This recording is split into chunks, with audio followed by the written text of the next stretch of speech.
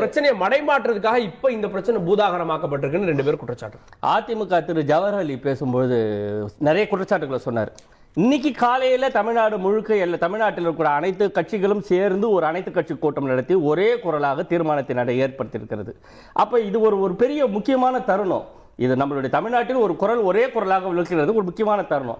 அன்னைக்கு மாலையிலேயே உட்கார்ந்து டிவி விவாதத்தில் நான் அவருடைய குற்றச்சாட்டுகள்லாம் பதில் சொல்லிட்டு நானும் அதிமுகவும் திமுகவும் மோதிக்கொள்வது எப்படி இருக்குன்னா, உள்ள கூட்டத்துக்குள்ள தீர்மானங்களுக்கு ஆதரித்து பேசி கையெழுத்து போட்டுட்டு வெளியே மைக் முன்னாடி நின்று திமுக நாடகம் நடத்துகிறது என்று ஜெயக்குமார் சொன்னாரு. அப்ப அவரை போல நானும் ஆயிடுவேன். அதனால நான் அதிமுக நண்பர் திரு ஜவஹர் அலி சொன்ன குற்றச்சாட்டுகளுக்கு பதில் சொல்லி நான் அந்த இன்னைய கூட்டத்துடைய மாண்பை குறைக்க விரும்பவில்லை. அதெல்லாம் மக்கள் பார்த்து கொண்டிருக்கிறார்கள். ஒன்று. இரண்டாவது, அதிமுக இது போல முதுகில் குத்துவது இது ஒன்றும் முதல் முறை இல்லை.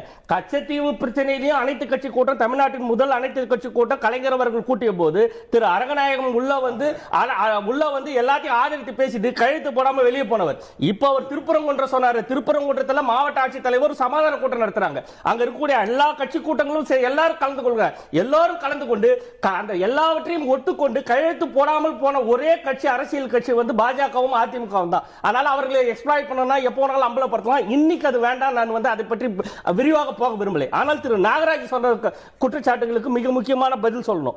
அவர் முதல்ல அவரை பாராட்டுகிறேன். ஏனென்றால் அவர் பேச்சில் 12 முறை அரசியல் சாசனம் என்றார். ஒரு பாஜக நண்பர் அரசியல் சாசனத்தின் மீது அவ்வளவு காதலும் அந்த அன்பும் கொண்டு மீண்டும் மீண்டும் அரசியல் சாசனம் சொல்வதை கேட்பதற்கு மிகுந்த மகிழ்ச்சியாக இருக்கிறது.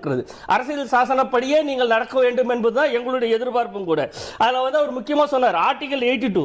இந்த ஆர்டிகல் 82ல 2026 நம்ம இது மறுசீரமைப்பு நடத்தி ஆகணும். இந்த மறுசீரமைப்பு நடக்கும் பொழுது அதுல 33% பெண்களுக்கு இடஒதுக்கீடு என்பது 4 வருஷத்துக்கு 3 வருஷத்துக்கு முன்னாடி அவங்க சட்டம் வேற போட்டாங்க. அதாவது ஒரு சட்டத்தை ஏற்றி அதை வரக்கூடிய தேர்தலில் அமல்படுத்தாமல் அதை அடுத்த தேர்தலில் தான் அமல்படுத்தப்படும் சொல்லி அவர்களுக்கு தேர்தல் ஆதாயத்துக்காக அதை செஞ்சுக்கினாங்க. ஆனா இதை செய்யல. இப்போ சென்சஸ் எப்போ எடுத்துருக்கணும்? 2021 எடுத்துருக்கணும். நமக்கு 2 வருஷம் கோவிட் பேரிடர் காலம் எடுக்கல, பரவாயில்ல. 2023, 24, 25 அதுக்கப்புறம் 3 ஆண்டுகள் இருந்தது. சென்சஸ் எடுக்காது மட்டும் இல்ல, சென்சஸ் போர்டையே கலைச்சிட்டாங்க. இப்ப சென்சஸ் போர்டே இல்ல. அதுக்கப்புறம் ஏதாவது கலைச்சவங்களை நியமிச்சாங்களா இல்லையான்னு தெரியல. எல்லாமே பூடகமாக எல்லாமே மறைமுகமாக இருக்கிறது.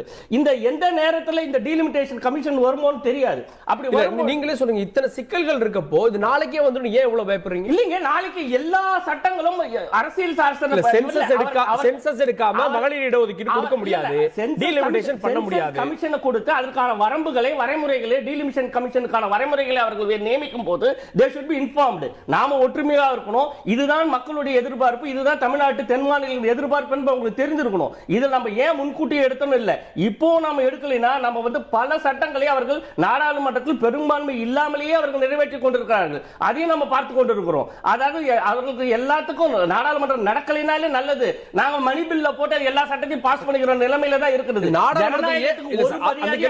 நாடாளுமன்றத்தில் ஏன் குரல் கொடுக்கல? 40 எம்பிக்கள் செய்தி படிக்கலன்னு நினைக்கிறேன்.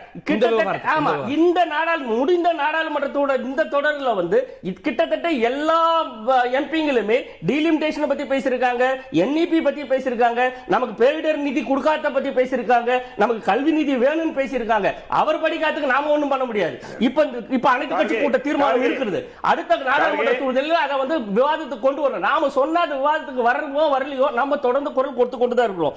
நாகராஜ் சொன்னதுல மிக முக்கியமான விஷயம், வட மாநிலங்கள்ல மக்கள் தொகை குறைக்கல, அதற்கு காங்கிரஸ் தான் காரணம். இது என்ன அபத்தமான ஒரு பேச்சுன்னே தெரியல. இப்ப நாங்க காங்கிரஸையோ பாஜகவையோ குற்றம் சொல்லல.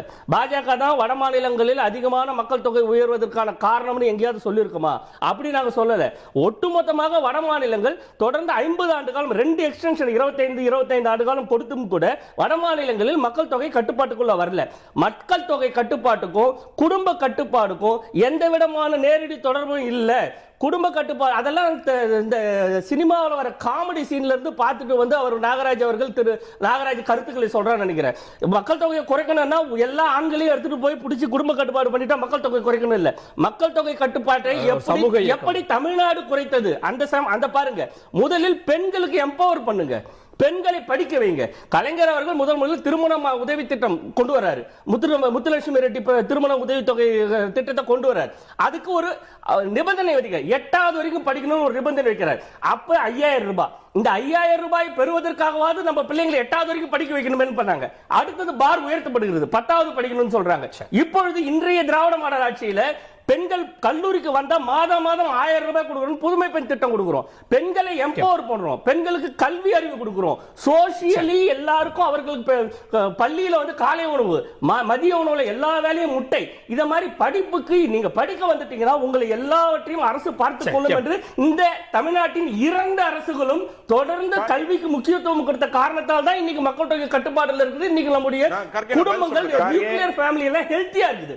இத இந்த அடிப்படையில் நாங்க வட மாநிலங்களிலிருந்து எதிர்பார்ப்பதும் இதுதான். ஒரே நிமிஷம். நாங்க வட மாநிலங்களிலிருந்து எதிர்பார்ப்பது மீண்டும் ஒரு 30 ஆண்டுகள் கொடுக்கிறோம்னா இந்த 30 ஆண்டுகள் ஒன்று பிளாங்க் செக் இல்ல. ஏனென்றால் இந்த 30 ஆண்டுகளையாவது நீங்க ஒரு அக்கௌண்டபிலிட்டி கொண்டு வாங்க. அங்க இருக்கக்கூடிய பீகார்ல இவ்வளவு ரூபாய் செலவு பண்றோம், எத்தனையோ 1000 கோடி செலவு பண்றோம். அவர்கள் கட்டக்கூடிய ஒரு வரிக்கு 1 ரூபாய்க்கு 3 ரூபாய் 90 பைசா நம்ம தரோம்.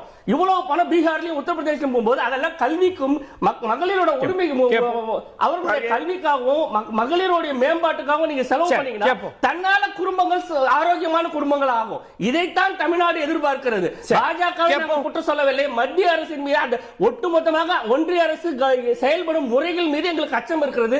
அந்த அச்சத்தின் வெளிப்பாடுதான் அனைத்து கட்சி கூட்டம். நாராஜ் ஊடகமா ஏதோ ஒண்ணு பாஜக